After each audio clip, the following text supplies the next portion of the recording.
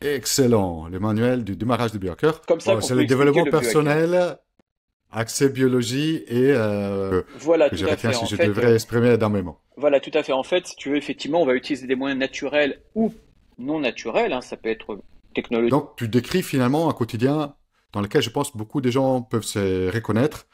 Un travail très prenant, exigeant, une vie de famille intense. Ce que je transmettais aux autres, que je l'ai appliqué sur moi-même. Effectivement, bon, les résultats, ils étaient là, hein. J'ai perdu 15 kilos, j'ai retrouvé marié, t'as 4 enfants, t'es médecin à plein temps, mais comment fais-tu? En fait, moi, je dis toujours, ben, je fais du biohacking. Mind Parachutes. À chaque idée, des nouveaux horizons. Interview exclusive avec le docteur Denis Quester, auteur du livre Les manuels de démarrage du biohacker. Toutes et tous, je suis ravi de réaliser cet entretien avec le docteur Denis Koster.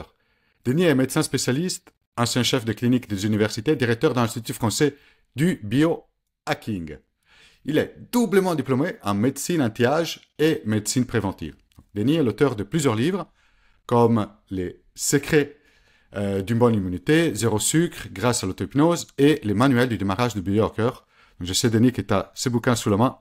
Est-ce que tu peux le présenter à tout le monde pour que tout le monde puisse le voir? Voilà. Excellent. Le manuel du démarrage du biohacker. En fait, si vous êtes intéressé, vous pouvez trouver la synthèse animée de ces derniers livres sur la chaîne Mind Parachutes. Donc, vous trouverez les liens en description si jamais vous souhaitez en savoir davantage.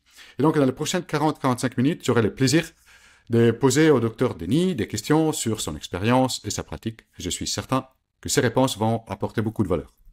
Alors, bonjour Denis et merci beaucoup d'avoir accepté mon invitation pour cet entretien. Ben, bonjour Mathéo, bonjour à toute ta communauté, ravi d'être là pour échanger, pour partager et diffuser le maximum d'informations et de contenu à toute ton audience. Super, merci beaucoup. Alors, donc, je pense que je ne suis pas les seuls à ne pas connaître précisément ce qui se cache derrière les mots un peu surprenants, comme biohacking. Est-ce que tu pourrais nous expliquer un peu plus dans les détails de quoi il s'agit? Oui, alors en fait, effectivement, le mot biohacking, c'est un néologisme anglais. En fait, au début, historiquement parlant, le biohacking, c'était surtout pour des jeunes chercheurs en biologie qui voulaient un petit peu créer presque des petits laboratoires pour s'exercer à la biologie chez eux. Et en fait, le terme a été repris par un certain Dave Asprey, qui est un entrepreneur de la tech en Californie, qui avait des gros problèmes de santé et qui s'est dit, voilà, bon, je suis entrepreneur de la tech, je connais très bien les systèmes informatiques, comment je pourrais utiliser les concepts de l'informatique appliqués à ma propre santé. Et donc, c'est pour ça qu'il a repris le terme biohacking. Alors, avec l'accent anglais, c'est biohacking, mais je préfère le dire à la française. Donc, en tout cas, c'est constitué simplement de deux mots. Hein. Bio, c'est la vie, hein, la biologie, et hacking, donc la prise de contrôle, on peut dire le piratage, mais je préfère le terme de prise de contrôle de notre biologie. Donc, l'idée, c'est de prendre le contrôle de notre vie en prenant le contrôle de notre biologie. Pour vraiment simplifier à l'extrême, j'aime bien, parce que c'est quelque chose qui peut parler éventuellement à beaucoup de personnes, je dis que c'est un genre de développement personnel, mais plutôt que de s'axer sur la pensée ou les émotions ou la création d'objectifs ou des choses comme ça, on va plutôt s'intéresser à la biologie, comment on peut tout d'abord corriger éventuellement notre biologie s'il y a des choses qui nous freinent, et comment une fois qu'on a équilibré justement les éventuels déséquilibres, comment on peut optimiser notre biologie pour aller un cran au-dessus. Donc voilà, c'est comme ça Bon, qu'on c'est peut le expliquer développement le biohacking. personnel, accès biologie et avec des systèmes un peu issus des nouvelles technologies. C'est ça Voilà, que tout je à retiens fait. si En je fait, devrais exprimer dans mes mots. voilà, tout à fait. En fait, si tu veux, effectivement, on va utiliser des moyens naturels ou non naturels, hein, ça peut être technologique, complément alimentaire, voire biotechnologique, pour justement optimiser notre biologie. En optimisant notre biologie, on va optimiser notre vie d'une manière générale. C'est dans ce sens-là que c'est du développement personnel, mais vraiment axé à la base sur la biologie, puisque toutes nos pensées, nos émotions, nos croyances, notre fonctionnement cérébral, à la base, c'est de la biologie. Super. Je te remercie beaucoup pour cette explication. Je comprends mieux ce que c'est. Merci. Et donc, dans ton bouquin, tu parles en fait de ton quotidien avant de t'intéresser au biohacking. Et donc, tu décris finalement un quotidien dans lequel je pense beaucoup de gens peuvent se reconnaître. Un travail très prenant, exigeant, une vie de famille intense, pas beaucoup de temps pour toi finalement. Qu'est-ce qui a fait qu'à un moment donné, tu t'es dit, en fait, ça peut pas continuer comme ça, il faut que je trouve Comment m'en sortir? Quel était l'élément déclencheur? En fait, c'est tout un cheminement. Tout d'abord, effectivement, bon, je dirais mon vrai métier, hein, mon métier de base, c'est médecin anesthésiste réanimateur. Hein, ça, c'est le métier que je fais, je dirais, à temps plein. Et en fait, au cours de mes études, de mes recherches, je me suis beaucoup intéressé à la santé corps-esprit.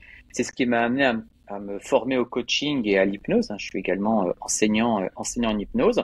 Et en fait, je me suis dit, voilà, on peut encore aller plus loin. On peut faire en sorte non plus d'utiliser la médecine pour soigner, mais plus peut-être pour prévenir et faire en Hmm, sorte d'augmenter la longévité. Donc, je me suis intéressé à la médecine anti-âge.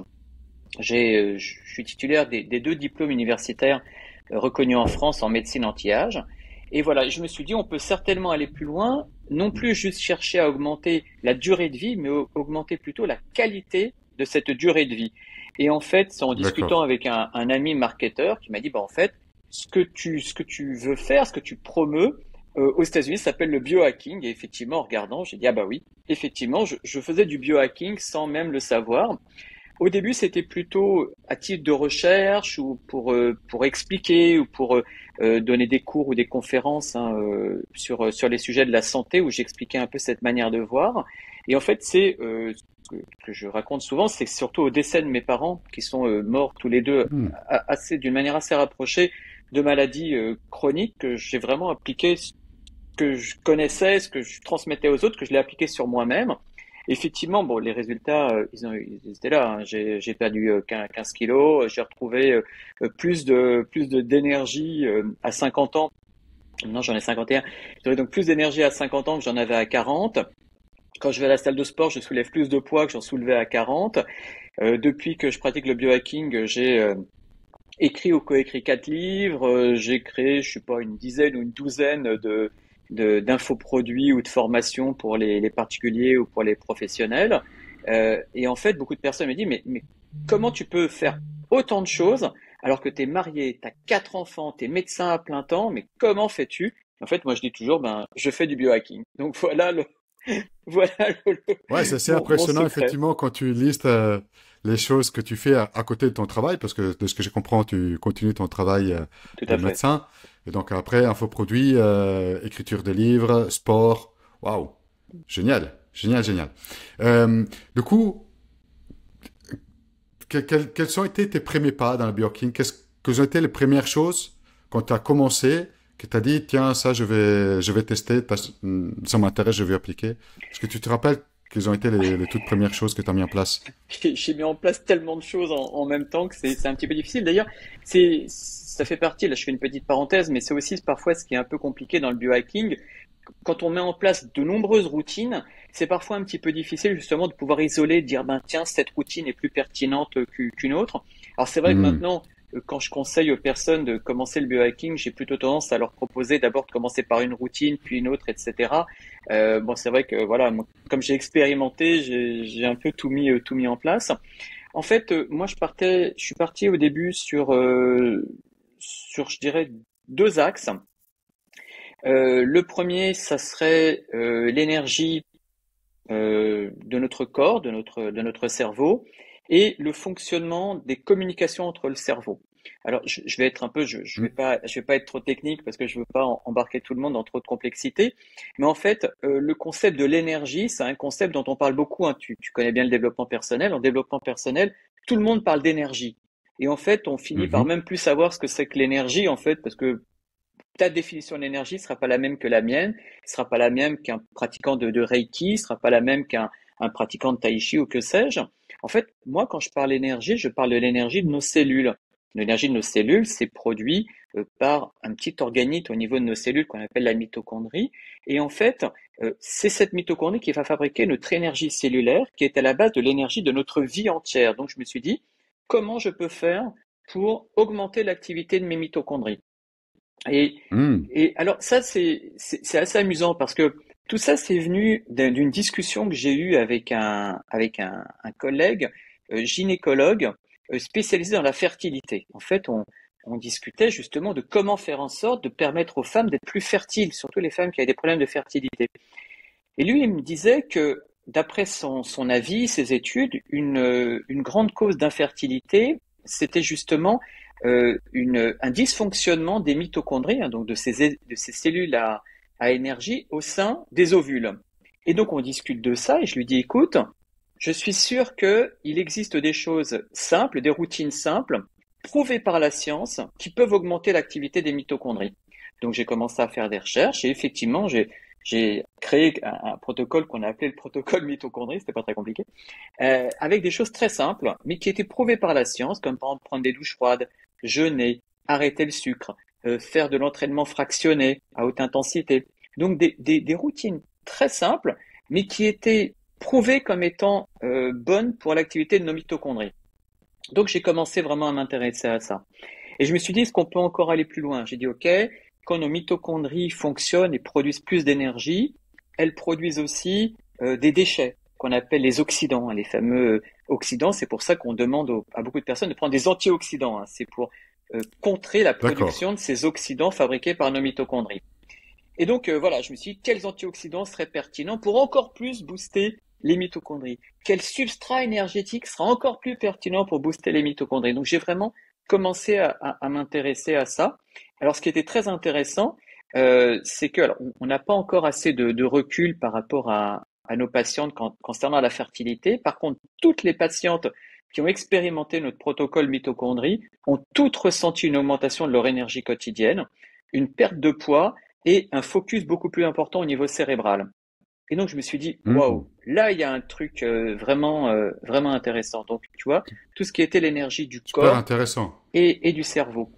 Et après je me suis dit, donc, ok. D'une certaine manière, c'est comment est-ce que je peux optimiser la manière dont mes cellules produisent de l'énergie. Tout à fait. Et comment je leur félicite le fait de se libérer des déchets finalement de ces process. Exactement. D'une certaine manière. On fabrique de l'énergie et on sait qu'en fabriquant notre énergie, on crée aussi des déchets et il faut savoir comment éliminer ces déchets.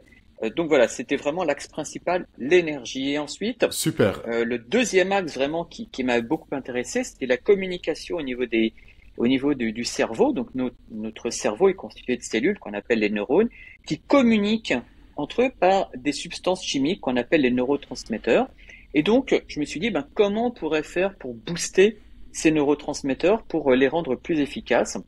Alors là, le cheminement, il m'est venu à une époque, j'avais un cabinet de coaching et d'hypnose qui marchait très bien, que j'ai dû arrêter parce que j'ai plus le temps malheureusement, j'avais trop de demandes et plus le temps. Mais en fait, je faisais beaucoup, par exemple, d'arrêt de tabac avec de l'hypnose ou je faisais de l'arrêt de tabac, de l'arrêt du sucre, l'amincissement, etc. Et j'avais essayé plein de protocoles d'hypnose différents et globalement, j'avais à peu près toujours les mêmes résultats. Mais ce qui a vraiment été un game changer dans l'efficacité de ce que je pouvais faire en cabinet, c'était de proposer à mes patients des compléments alimentaires qui permettaient de rééquilibrer les neurotransmetteurs. Bon, pour être un peu schématique, par exemple, quand on fume, on déséquilibre notre réseau de la dopamine. Eh bien, en donnant des précurseurs de la dopamine, j'obtenais vraiment de bien meilleurs résultats quant aux arrêts de tabac. Donc, je me suis dit, voilà, là vraiment, il y a aussi quelque chose à faire. Donc, je me suis intéressé à comment optimiser les connexions au niveau du cerveau. Donc, tu vois, d'un côté, tout ce qui était l'énergie de nos cellules, de l'autre côté, comment optimiser les connexions au niveau du cerveau.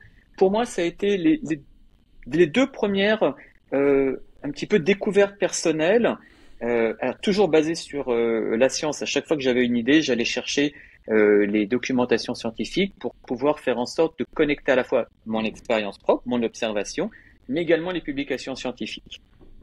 Voilà, super. En fait, comment je suis venu... Tu dis l'expérience personnelle, c'est bien, mais le fait que finalement ce soit quelque chose de plus général et prouvé, finalement, ça permet de m'assurer que ce que je propose est le plus pertinent possible. Tout à fait. Puis c'est important, important pour moi. Bah oui, je pense que ça contribue à la crédibilité finalement de ce que tu proposes aux personnes qui te suivent. Oui. Ça, c'est, ouais. Je vois bien la valeur de ça.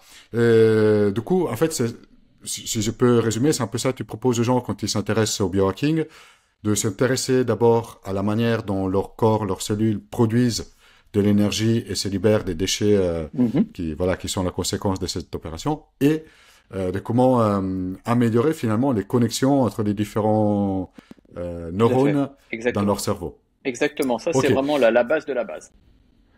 Et donc, si tu devais vraiment proposer une ou deux habitudes, parce que tu disais finalement les habitudes simples, que ce soit pour l'un ou pour l'autre, des choses assez faciles à mettre en place, quels seraient voilà, les premiers pas que tu proposerais dans l'un et dans l'autre de ces deux aspects? Ah bah, il y a des choses extrêmement simples, hein. Par exemple, diminuer le sucre. Ça paraît tout bête, mais en diminuant le sucre, tout d'abord, justement, on va provoquer moins d'inflammation, on va moins fatiguer finalement nos cellules, nos mitochondries, on va produire moins de substances oxydantes, hein. Ça paraît tout bête. En fait, c'est assez contre-intuitif, mais d'une manière assez étonnante, le sucre, c'est pas bon pour le cerveau. Ça paraît un peu contre-intuitif, mais c'est la vérité. Donc déjà, cette chose assez simple. Après, effectivement, couplé à ça le jeûne, ou du moins la restriction calorique, puisque la restriction calorique va booster également nos mitochondries, les forcer à travailler plus. Après, il y a des choses, c'est un peu que la douche froide, ou par exemple la pratique du HIIT, hein, c'est-à-dire l'entraînement fractionné à haute intensité, qui à la fois est bon pour le cardiovasculaire, mais également très très bon pour le développement cérébral, puisque le HIIT va augmenter un facteur de croissance au niveau des neurones. Donc c'est ça qui est intéressant, c'est D'accord. que parfois des choses très simples vont donner vraiment l'efficacité. En fait, c'est vraiment important parce qu'il y a beaucoup de personnes qui me contactent et qui me disent alors quel est le dernier complément alimentaire à la mode? Qu'est-ce que parfois les gens cherchent des choses simples et moi j'adore hein, les trucs complexes. Personnellement, je prends je sais pas combien de compléments alimentaires tous les jours, j'en prends plein. Euh, mais en même temps, je pense que ça sert à rien de prendre des compléments alimentaires tant qu'on n'a pas fait des choses de base. Les compléments alimentaires, c'est censé juste nous permettre de passer au next step, mais ça ne peut pas remplacer, hein. C'est un peu ce fameux principe de Pareto 80-20. Les 80% d'efficacité, c'est notre mode de vie. Après, effectivement, on peut augmenter encore de 20% grâce aux compléments alimentaires à des choses plus complexes, mais déjà commençons par la base. Par les bases. Hmm. Et d'ailleurs, j'avais une question sur ça parce que finalement, je pense que parmi les choses dont tu parles là, le fait de diminuer la consommation de sucre, le fait de faire finalement l'activité physique, dans ton livre, tu parles aussi finalement de la qualité du sommeil et d'autres Mhm. aspects comme ça.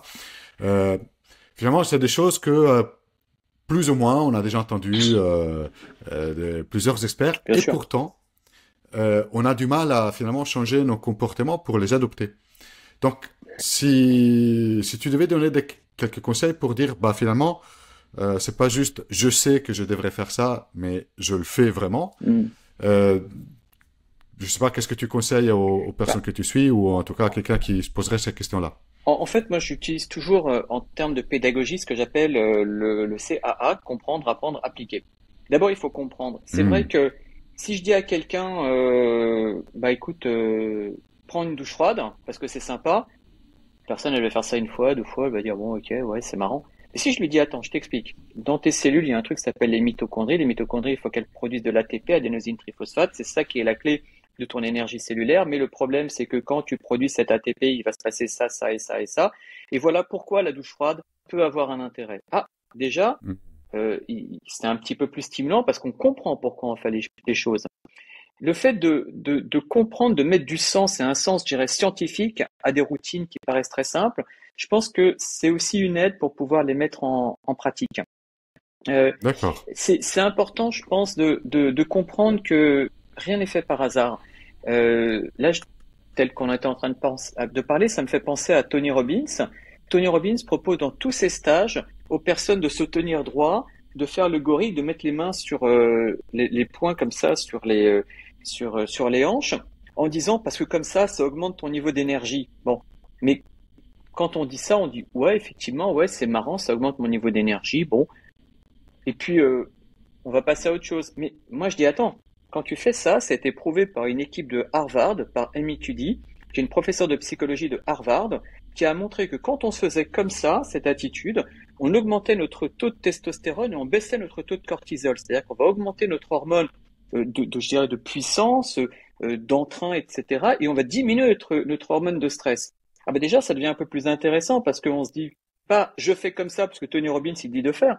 Je fais parce que je comprends que ce que je fais, ça a une réelle répercussion sur ma biologie, ça a une répercussion sur ma psychologie. Donc je pense que déjà, le fait de comprendre, c'est vraiment important. Apprendre, ben, ça permet tout simplement d'intégrer les choses pour pouvoir après plus facilement les appliquer. Voilà, vraiment CAA, comprendre, apprendre, appliquer. Et ensuite, ben, forcément, après, on a envie de transmettre. Donc, c'est AAT. Donc, et puis aussi, bah, après, je vais dire des choses qui peuvent paraître un peu, euh, des choses un peu, j'enfonce des portes ouvertes, hein, mais en développement personnel, une des questions les plus importantes, c'est quel est ton pourquoi? Bon, c'est quoi? Hmm. Toujours start with why. Quel est ton pourquoi? Ok, tu veux plus d'énergie, mais c'est pour faire quoi? Ok, tu veux avoir une meilleure connexion cérébrale, mais c'est pour faire quoi? Je veux dire, si c'est augmenter mes connexions cérébrales pour pouvoir regarder plus de séries Netflix par jour, ok, pourquoi pas? Mais c'est pas Si forcément. c'est un Pourquoi c'est pas? pour toi, pourquoi pas, mais Pourquoi pas? il Donc, faut que ce soit puissant par contre. il Hmm. faut que ce soit puissant. Donc, c'est toujours la même chose. C'est la question de c'est la question de la motivation. Et après, il y a autre chose aussi qui est vraiment important. C'est que, comme j'explique, le biohacking, ça peut aller des choses extrêmement simples, prendre une douche froide, méditer, arrêter le sucre, jusqu'à des choses absolument incroyablement complexes. Là, il y a un entrepreneur qui fait beaucoup parler de lui aux États-Unis, qui s'appelle Brian Johnson. Brian Johnson, c'est un ancien entrepreneur de la tech qui a vendu sa boîte, je sais pas combien de millions de dollars, et qui consacre, je crois, 2 millions de dollars par an uniquement à sa santé, à sa longévité, avec une routine très précise. Il se fait suivre par 20 médecins, il prend tous les jours les mêmes compléments alimentaires, il mange la même chose à la même heure, le même entraînement, il se fait des prises de sang, je sais pas, tous les 2 jours, bref. Donc le gars, il est complètement jusqu'au boutiste et il veut vivre jusqu'à 200 ans. Donc on est vraiment là dans l'extrême de ce que peut proposer le biohacking. Après, chacun va trouver ce qui lui convient. Comme j'explique toujours, c'est pas à nous de nous faire au biohacking, c'est au biohacking de s'adapter à nous. Ma manière de pratiquer ne sera pas la même que celle que tu pourrais pratiquer toi, parce que nous n'avons pas forcément les mêmes idées, les mêmes objectifs. Donc l'idée, c'est vraiment de comprendre que c'est quelque chose qui doit être adapté à la personne, déjà adapté à ce qu'elle veut, mais également adapté à sa biologie. Parce que par exemple, en biohacking, on est souvent à inciter sur ce qu'on appelle le régime cétogène, c'est-à-dire diminuer le sucre et manger plus de graisse. Mais ça, c'est quelque chose qui va convenir à certains et qui ne conviendra pas à d'autres. Donc c'est important aussi de savoir comment justement s'adapter à chaque personne. Et ça, c'est vraiment extrêmement Hmm. Super. fondamental. Oui. Donc d'une certaine manière, une fois que j'ai compris les grands principes et que j'applique, je dirais, les bases dans ma vie, là-dedans, je vais trouver les choses qui s'adaptent bien à ce que je veux comme objectif et pourquoi et à qui je suis comme biologiquement et comme personne. Et donc il y a cette phase d'adaptation. D'ailleurs, c'est une phrase que j'ai trouvée très intéressante dans ton livre où finalement tu dis que ce soit sur l'alimentation, sur le sommeil, etc. Il n'y a pas de recette universelle qui s'applique comme ça, et que voilà, il suffit de la suivre. Mm. Mais il est important de se connaître pour trouver sa propre recette, celle qui fonctionne pour soi. Et je trouve ça très intéressant comme manière d'aborder les choses, parce que ça, comment dire, ça nous apprend qu'il n'y a pas de vérité absolue à l'extérieur de nous, comme ça, suffit juste de les prendre et ça marche. Il y a toujours une phase d'écoute de soi et d'adaptation Oui, pour il qu'on, y a des finalement, on grands trouve ce qui marche principes, pour nous, hein. quoi. Il y a des grands principes. On a tous Exact. deux bras, deux jambes, sauf accident, mais on a tous 2 bras, 2 jambes. On a tous dans nos cellules des mitochondries, mais elles fonctionnent pas toutes de la même manière. Nous n'avons pas tous le même système d'élimination des déchets, etc. Donc voilà, il faut trouver des choses qui sont adaptées à soi. Alors, on peut quand même faire du hacking en reprenant des grandes bases, même et après en les affinant. Pardon. J'espère que je vais pas continuer à tousser parce que désolé, c'est les aléas du direct. Pardon. Je peux aller boire un petit verre d'eau? Oui, bien sûr. Désolé, hein, je vais au plus vite.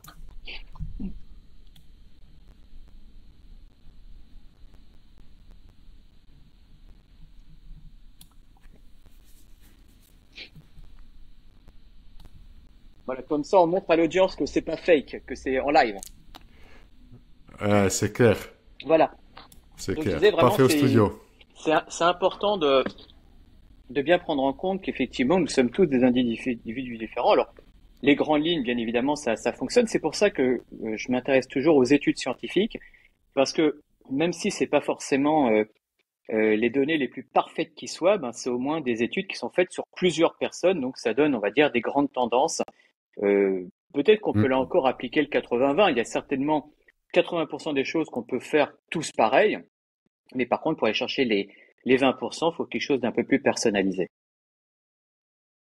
Super, ouais, ouais. Et de toute manière, je pense que un peu de la même manière où tu disais tout à l'heure, finalement, le fait de comprendre et de rester motivé qui nous aide à assimiler finalement une habitude, un comportement que l'on souhaite Mm. adopter parce qu'on sait que ça nous fait du bien et ça nous rapproche de voilà de nos objectifs. Et en même temps, je trouve c'est intéressant, tu vois, un peu dans le même état d'esprit de se dire, euh, en fait, tout ça, je le fais en regardant comment j'ai réagi à ça, en m'observant tout ça. Et c'est je dirais, une des choses que moi, ça m'a fasciné du développement personnel, c'est que toutes ces pratiques sont aussi une invitation à mieux se connaître. Oui. Et du coup, voilà, je trouve qu'il y a de la valeur, de la valeur pour ça. Ben, Donc, en fait, on comprend le biohacking et on comprend aussi, nous, comment on fonctionne, quoi. je pense il faut avoir un regard, je dirais, scientifique sur notre propre personnalité. Que ce soit en développement personnel, en biohacking, même par exemple, en musculation ou en sport, en n'importe quel, dans n'importe quel domaine, la démarche scientifique, c'est simple, hein, c'est un, prendre un modèle, deux, envisager une hypothèse, trois, tester une hypothèse, quatre, récupérer les données de cette hypothèse, et cinq, tirer des conclusions. Donc, de toute façon, c'est toujours la même chose. Ça peut être en développement personnel. Tu peux te dire, bah, tiens, j'ai envie de tester tel protocole de PNL. Tu envisages le modèle, tu testes sur toi, tu vois les résultats, tu observes. En fait, on ne peut modifier que ce que l'on peut mesurer. Donc, l'idée, c'est comment je peux mesurer. Alors, quand je te parlais tout à l'heure de l'énergie cellulaire, il n'y a pas vraiment de moyen de la mesurer. La question, c'est comment je me sens. Euh, Parce que c'est ça en fait qui est le plus important. Par exemple, quand on se dit mais quelle est la meilleure alimentation? Ben, on regarde, on teste. Mettons, bah tiens, ce midi j'ai mangé une énorme côte de bœuf avec des frites et après je me suis senti complètement crevé toute l'après-midi. Ah bon bah voilà, ça c'est un indicateur que grosse côte de bœuf et frites, c'est pas très bon pour l'énergie. Par contre, si tu te dis bah tiens, ce midi j'ai absolument pas eu le temps de manger, je me suis juste contenté de boire de l'eau et étonnamment je me sens quand même en forme. Ah bah peut-être que le jeûne c'est quelque chose qui est bien pour toi, tu vois? Et l'idée, c'est d'avoir cette démarche un peu scientifique, de voir qu'est-ce qui est bon pour nous. À partir du moment où on fait des choses qui nous mettent en énergie, qui nous mettent en joie, qui nous font aller mieux, c'est qu'a priori, on est sur le bon chemin. On n'a pas forcément besoin de tests extrêmement compliqués, de prise de sang, de scanner du cerveau, ou que sais-je, pour savoir quand on se sent bien ou quand on se sent pas bien. Bon, là, en l'occurrence, même si j'ai l'air très souriant, la nuit dernière, j'étais de garde à la clinique, j'ai très peu dormi parce qu'il y a eu des urgences et enfin bon, j'ai eu une nuit vraiment pas terrible avec en plus actuellement encore une patiente qui va pas très bien, donc forcément j'ai aussi la tête un peu prise par ça. Bon ben, je sais que une nuit pas complète, c'est pas bon pour moi et pour mon niveau d'énergie, mais voilà, c'est le métier, il faut bien vivre avec son métier et l'adapter à ce qu'on peut et à ce qu'on est. Yes, yes. Super. Il y a un autre sujet que j'ai trouvé très intéressant. J'avais déjà, je dirais, rencontré ces concepts des trois cerveaux. Mhm. Où, bon, notre cerveau, l'organe, voilà. Après, l'appareil digestif et le cœur. Mais je l'avais avant plutôt. Je vais rencontrer ces concepts-là plus sous une forme plutôt spirituelle ou en Mhm. tout cas de la culture orientale.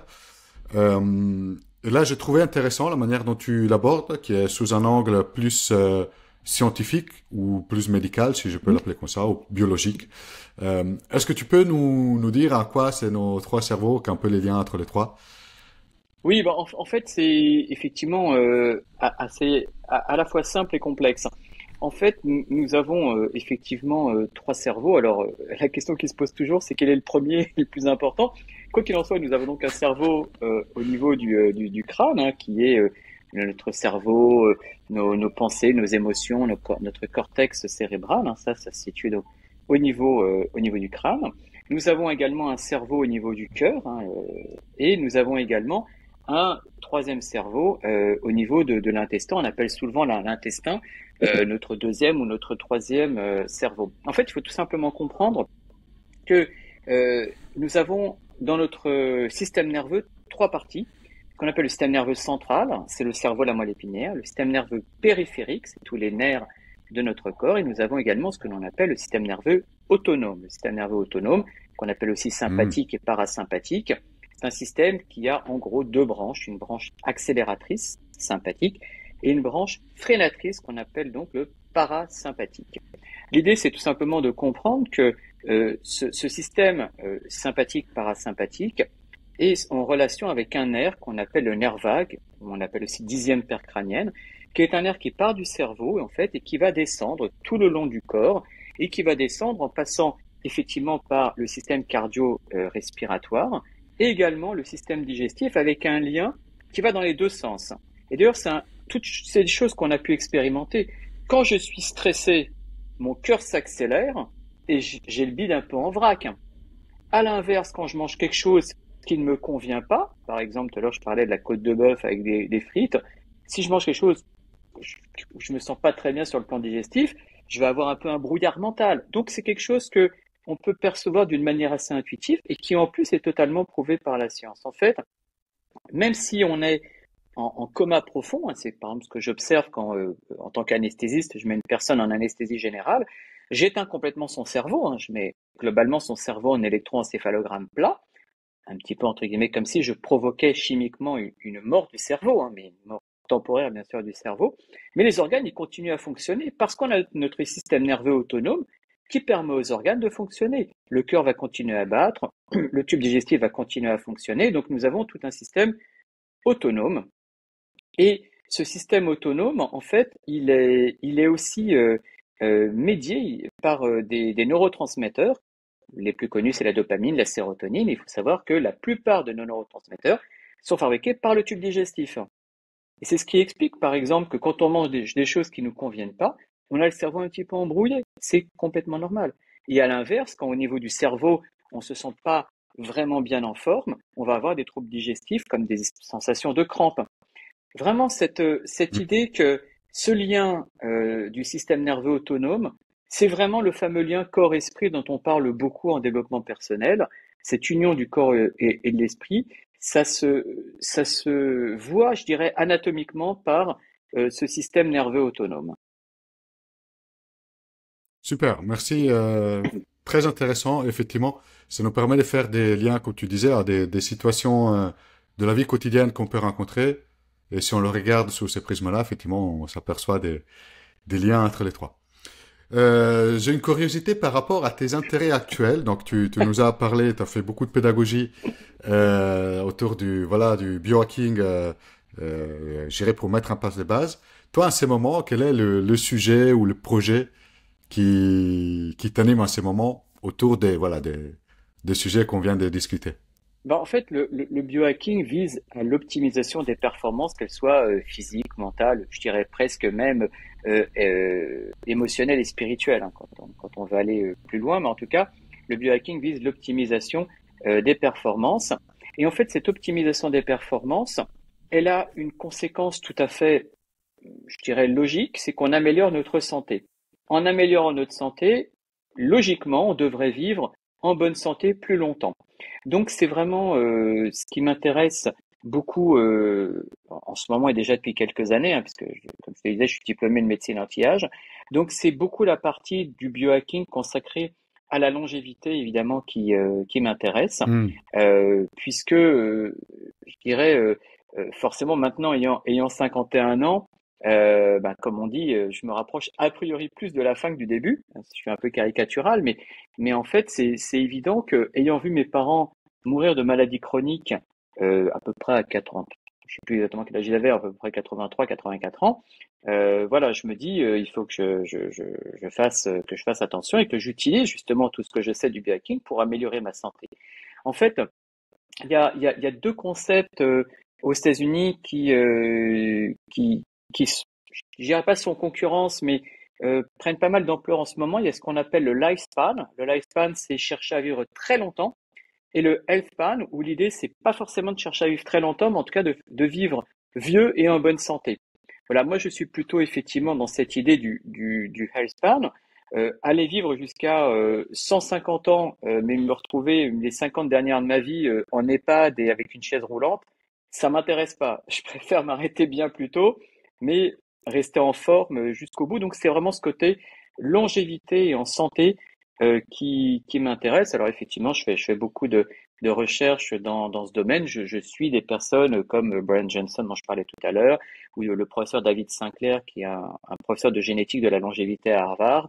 Voilà, je suis beaucoup tout ce courant euh, parce que justement, c'est celui qui me parle le plus. Il y a toute une partie du biohacking qui va s'intéresser par exemple aux sportifs. J'ai pas la prétention d'être un très grand D'accord. sportif, même si je vais régulièrement à la salle de sport. Mais en tout cas, voilà, moi c'est un petit peu moins mon topic. Moi, mon topic serait vraiment l'énergie, la longévité, le fonctionnement aussi cérébral pour améliorer le cerveau. Bon, ma propre mère étant morte avec une maladie D'accord. d'Alzheimer, forcément, c'est un domaine qui m'intéresse. Bah oui, je peux imaginer effectivement. Et du coup, justement, c'est un domaine que je connais pas du tout, un peu les frontières de la recherche sur les sujets qui te passionnent. Est-ce que tu vois qu'il y a des choses, des découvertes qui te paraissent prometteuses ou que tu penses vont arriver? Si voilà, si tu devais nous anticiper un petit peu ce qu'on risque de voir venir autour des sujets qui te passionnent. C'est assez dingue. Il y a de plus en plus de choses en ce moment. Ça va vraiment.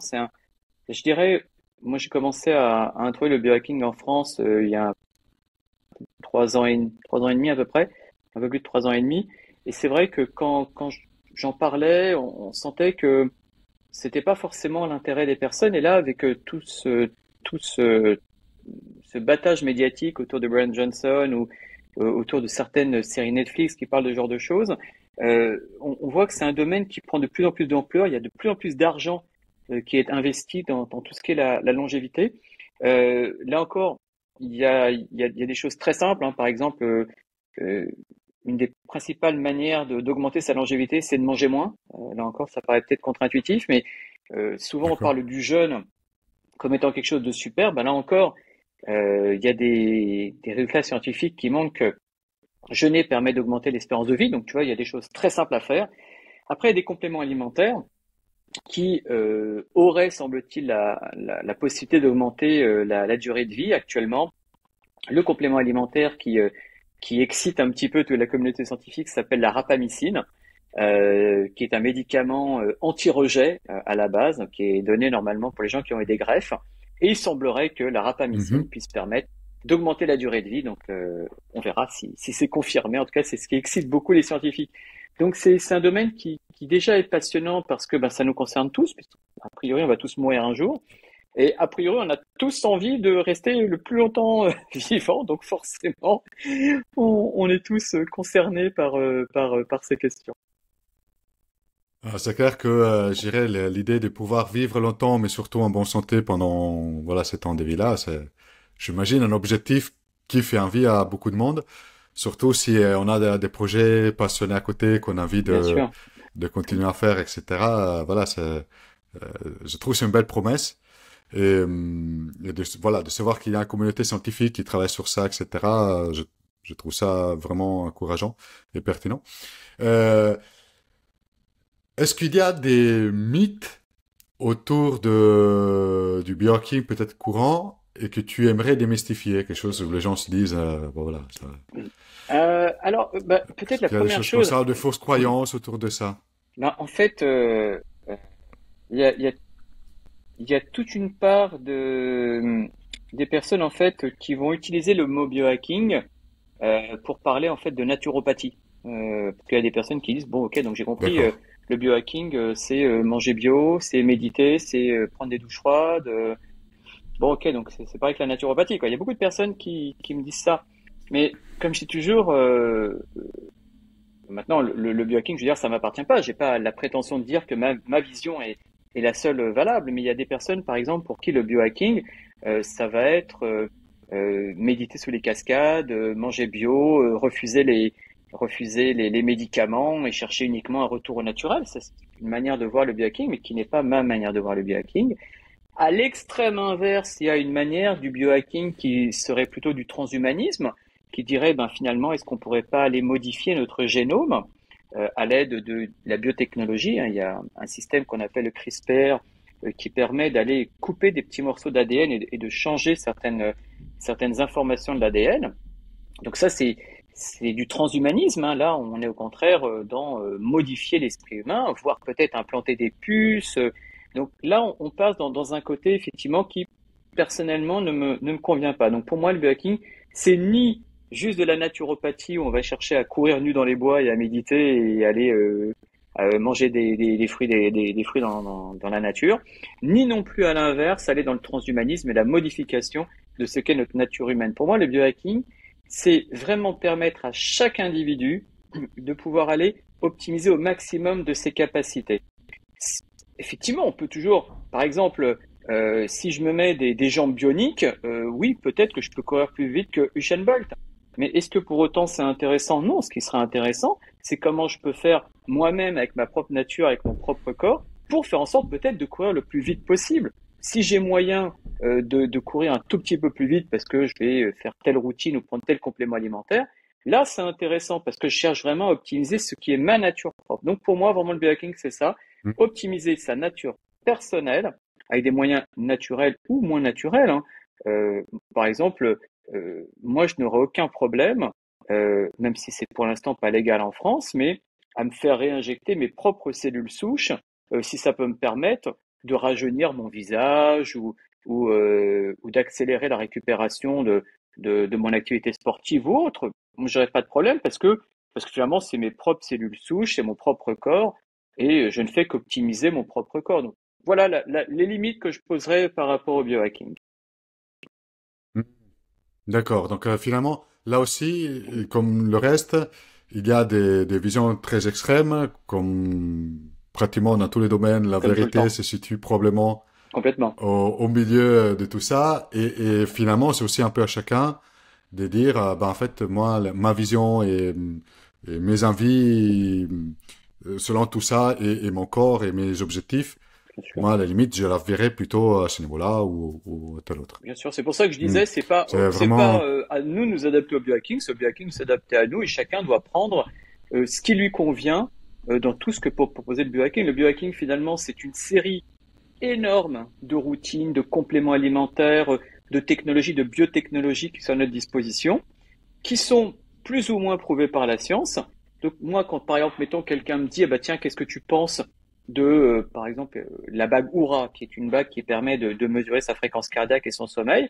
Si on me demande, bah, qu'est-ce que tu penses de la bague Oura, bah, moi je vais dire, bah voilà, j'ai telle expérience par rapport à ça. Les études scientifiques disent que, voilà, mais le mieux c'est de tester toi-même.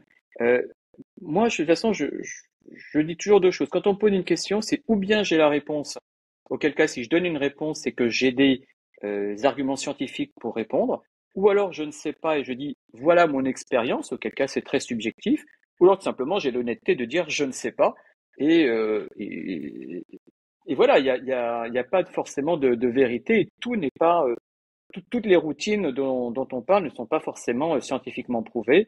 Et il faudrait garder l'humilité de se dire aussi qu'on peut se tromper. Et puis, peut-être que maintenant, je vais te parler de routine et que dans 2, 3 ans, je vais trouver des nouvelles publications et je vais dire, ah ben non, finalement, c'est nul, on recommence et on fait autre chose. Il faut vraiment avoir l'humilité de se dire Bah, que c'est un peu on peut les changer. chemins de la découverte scientifique, quoi. Le fait de dire, Exactement, bah, finalement, je suis prêt à exactement. accepter que mes hypothèses ou ma vision du monde, finalement, à un moment donné, euh, je, voilà, je Ah dois bah la changer oui, complètement. ou Tu je vois, souhaite la changer tout, parce qu'il y a des nouvelles découvertes. oui, par exemple, tu sais, tout à l'heure, on parlait justement de l'énergie. Euh, il y avait quelque chose, par exemple, qui était souvent expliqué en développement personnel ou en santé, où on considérait que quelqu'un qui était en fatigue, ça pouvait être parce qu'il manquait de cortisol. Voilà, on appelait ça la fatigue surrénalienne. Moi, j'y croyais vraiment. C'est quelque chose, c'est un concept que j'ai transmis, que j'ai enseigné. Bon, bah, il y a quelque temps, j'ai vu qu'il y avait une étude très fouillée qui a montré que ça n'existait pas. Bah, maintenant, j'arrête de dire que la fatigue surrénalienne existe. Je dis, bah voilà, non, ça n'existe pas. Et voilà la publication qui le montre. Donc, voilà, je suis très Mm. open à dire blanc aujourd'hui et à dire noir demain. parce que les retours d'expérience ou bien les études vont montrer que ce qui est vrai aujourd'hui n'est peut-être pas vrai demain. Super. Et, par rapport à quelque chose qui me tient beaucoup à cœur dans ma chaîne, qui est l'ouverture d'esprit, finalement, je trouve que c'est vraiment ouais, une preuve tangible de cette ouverture d'esprit. Donc, merci beaucoup, Denis. Euh, du coup, ben, c'est une chaîne, la mienne, qui rassemble souvent des passionnés de lecture. Donc, c'est une question auquel je ne peux pas Ah, oula. m'empêcher de la poser. Si tu avais 2 ou 3 livres, que ce soit dans le domaine du biohacking ou généralement des livres qui pour toi ont été importants dans ton cheminement, etc., quels sont Mhm. les 3 que tu conseillerais de lire, le tien pouvant en faire partie si c'est opportun pour toi, bien évidemment. Alors bon, forcément mon livre, mais bon, ça évidemment, c'est pas en parler. Je dirais que si on s'intéresse à la longévité, un livre qui est vraiment intéressant parce que il ouvre beaucoup de portes. C'est le livre justement de David Sinclair, hein, ce fameux professeur de longévité à Harvard, qui s'appelle Why Do We Age? Why We Don't Have to, quelque chose comme ça. Donc pourquoi nous vieillissons et pourquoi nous n'avons pas à vieillir. Je crois qu'il a été traduit en français, donc ça c'est vraiment un livre que je trouve vraiment intéressant. Après, je dirais que parmi les livres qui m'ont marqué, mais là vraiment, je sors complètement du biohacking. Euh, je- un des livres qui m'avait vraiment interpellé, c'était le Manuel du guerrier de la lumière de Paulo Coelho. Ça paraît relativement simpliste, Hmm. mais c'est vrai que c'est quelque chose que j'aime bien sortir parce que je trouve que c'était bien écrit, ça m'avait touché. Euh, Après, c'est vrai que je lis tellement de livres, alors pas toujours en entier. C'est vrai que moi, je suis plutôt à piocher un truc à un moment, un autre. Enfin, j'ai je sais pas combien de livres et de PDF sur mon iPad et régulièrement, je lis un chapitre de l'un puis un chapitre de l'autre. Donc, je farfouille un petit peu, mais voilà, si je devais citer 2 livres, je dirais vraiment sur l'aspect scientifique, David Sinclair, et sur l'aspect plus développement personnel, le Manuel du guerrier de la lumière, qui est un livre qui m'a pas mal touché quand je l'avais lu, même si ça paraît un Super. peu simpliste. Bah écoute, moi, Paulo Coelho, il est effectivement à première vue, peut-être même pour certains simplistes, mais je trouve qu'il a une capacité à toucher des cordes profondes en nous qui, voilà. Donc, je suis pas complètement surpris que tu l'aies cité parmi tes lectures préférées. Merci beaucoup. Donc, pour nous rapprocher de la fin de l'interview, je voulais te demander une dernière question. Est-ce que tu avais un dernier mot, un dernier message que tu aimerais partager avec les personnes qui nous ont suivis jusqu'ici? Hmm. Alors, je dirais 2 choses. Première chose, n'oubliez pas que vous n'êtes pas qu'un corps, vous êtes un corps et un esprit, donc il faut prendre soin de l'un et de l'autre, ça c'est le premier point. Deuxième point, pour prendre soin de notre corps et de notre esprit, il faut vraiment aller chercher au plus profond de nos cellules, parce qu'il ne faut pas oublier qu'à la base, nous n'étions qu'une cellule, puisque nous étions une première cellule unique, créée de la Hmm. synthèse du spermatozoïde de notre père, de l'ovule de notre mère. Ça paraît un peu bébête, mais c'est la vérité. Nous étions au début une seule cellule. Il ne faut pas oublier que nous étions qu'une seule cellule, que cette cellule unique, ça a donné l'être complet que nous sommes. Donc voilà, pas oublier que maintenant, même si nous sommes constitués de je ne sais pas combien de milliards de cellules, à la base, nous n'étions qu'une seule cellule. Et donc l'idée, c'est de vraiment prendre soin de toutes nos cellules.